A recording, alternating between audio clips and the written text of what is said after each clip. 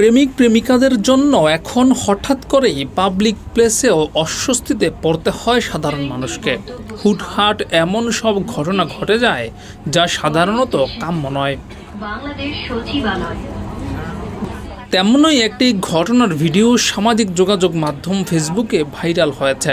মেট্রোতে এক প্রেমিক যুগলের দুষ্টু মিষ্টি প্রেমের সেই ভিডিও এখন আলোচনা সমালোচনার জন্ম দিয়েছে।